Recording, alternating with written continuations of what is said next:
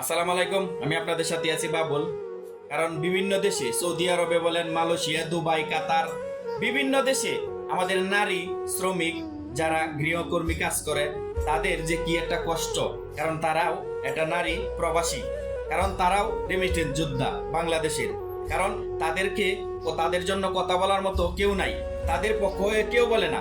কারণ একটা নারী কর্মী কতটুকু অবহেলিত থাকে, মানে এটা বলার বাহিরে।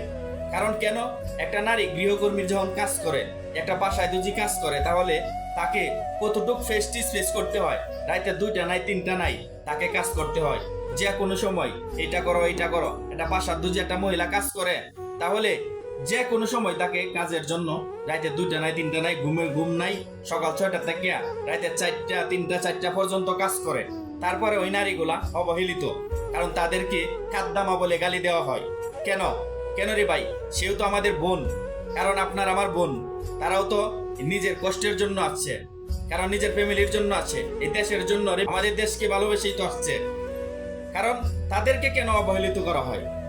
সরকারকে বিনীত আহ্বান করব, কারণ যদি এই একজন নারী কর্মী দেশে চলে যায় 15 বছর 16 বছর বিদেশ করার পরে, দেখা যায় কি তার সন্তানরা তাদেরকে দেখা যায় কি সন্তানদেরকে বড় করে খাওয়ায়া 10-15 বছর বিদেশ করিয়া তার সন্তানরা বেসাদি করিয়া টাকা পয়সা সব খরচ করে ফেলে। তখন এই নারী কর্মীরা দেশে গেলে ঠিক মতনে ভাত খাইতে পারে না, তার খাবারের কোনো কিছু থাকে না, অসুস্থতা হইলে ওষুধ কেনার টাকা থাকে না। কারণ এই নারী কর্মীটাকে একটা বাতার একটা কাট করে দেওয়া হোক এই নারী কর্মীদেরকে। কারণ এই নারী কর্মীরা যতটুকু হয়রানি হয়, দেশে গেলেও কত লাঞ্ছিত অপমান হয়। 5,000 টাকা 10,000 টাকা হয়তো একটা নারী কর্মীকে দেশে একবারে বিদেশ করে চলে গেলে তাকে একটা ভাতা করে দেওয়া হোক, প্রতি মাসিকভাবে একটা ভাতা চালু করে দেওয়া হোক। সরকারের কাছে আমার বিনীত আহ্বান, বিনীত অনুরোধ।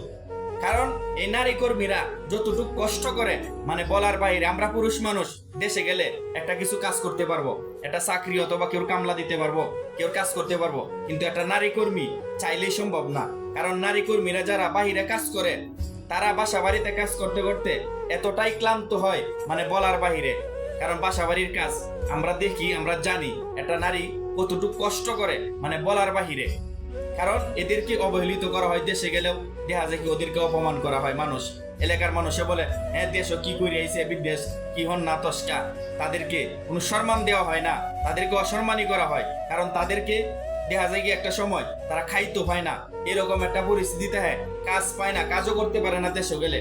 এই জন্য আমি বলবো সরকারকে বিনীতভাবে, যারা নারী কর্মী আছে তাদেরকে সম্মান দেওয়া হোক, তাদেরকে একটা বয়স্কর ভাতা সিস্টেমের একটা কাট করে দেওয়া হোক, তাদেরকে একটা ভাতা চালু করে দেওয়া হোক।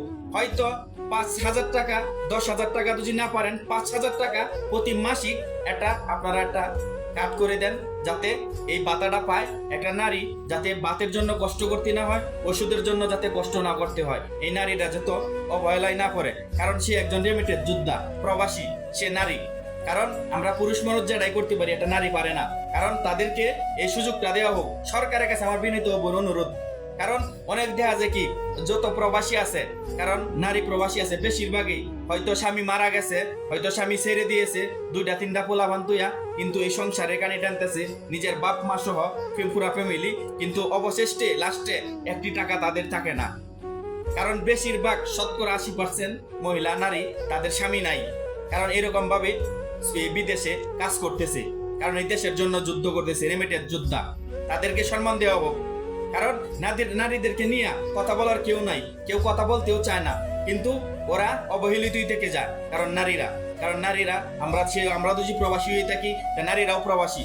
তাদেরকে এরকম ভাবে ভাতা চালু করে দেওয়া হোক, তাদেরকে এই সিস্টেমটা করে দিলে তাহলে নারীরা এই কষ্ট করতে হবে না, দেশে যায় চাকরি করতে পারে না, তাদের জানে কুলায় না। 10 বছর 15 বছর বিদেশ করার পরে অসম্ভব হয়ে যায়, কারণ তারা কোনো কিছু করতে পারে না।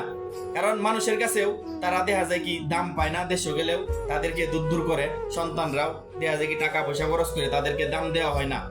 আমি বলবো সরকারকে বিনীতভাবে তাদেরকে পেনশন চালু করে দেওয়া হোক, তাদেরকে রেমিটেন্স যোদ্ধাদেরকে, নারীদেরকে তাদেরকে এই কার্ড সিস্টেমে তাদেরকে ভাতা দেওয়া হোক। কারণ অনুরোধ করবো আমি সরকারকে, যারা ভিডিওটা দেখবেন অবশ্যই শেয়ার করে দিবেন, চ্যানেলটা সাবস্ক্রাইব করবেন। কারণ সকলে ভিডিওটা শেয়ার করবেন যাতে সবার কাছে পৌঁছায়। কারণ এই নারী প্রবাসীরা হাজার হাজার প্রবাসী নারী প্রবাসী কষ্ট করতেছে, কারণ বিভিন্ন দেশে ছড়িয়ে ছিটিয়ে আছে হাজার হাজার প্রবাসী। কারণ তারা যে কতটুকু অবহেলিত মানে বলার বাহিরে।